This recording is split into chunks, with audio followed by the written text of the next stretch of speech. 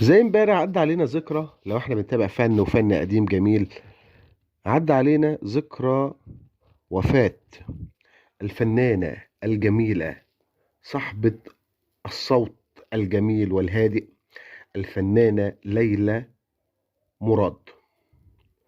ليلى مراد طبعا هي كانت ذكرى وفاتها امبارح. اسمها ليني زكي مراد. ولدت يوم 17 فبراير عام 1918. درست في مدرسة نوردومون، وتعلمت الغناء على يد والدها الملحن زكي مراد والملحن داوود حسني. تقدمت للإذاعة المصرية في منتصف الثلاثينات. تعاقدت للغناء بشكل أسبوعي في الإذاعة.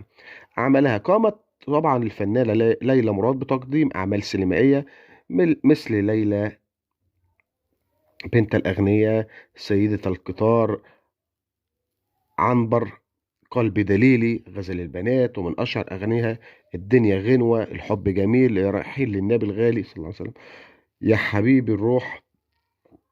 تزوجت الفنانة ليلى مراد من الفنان أنور وجدي، واستمر الزواج حوالي 8 سنوات وانتهى بالطلاق. تزوجت من طيار وجيه أباظة وأنجبها منها أشرف، وتزوج من المخرج فطين عبد الوهاب وأنجب منها زكي فطين عبد الوهاب. فاعتزلت العمل الفني في منتصف الخمسينيات وهي في قمة مجدها، ولم تتراجع عن قرارها. آه، وطبعا توفت زي امبارح 21 نوفمبر عام 1995. طبعا في قصة كاملة لسه، عشان انا ما اطولش على الناس. آه، هتبقى كتيرة قوي. لو لسه فاكرينها ادعي لها. خالص الشكر.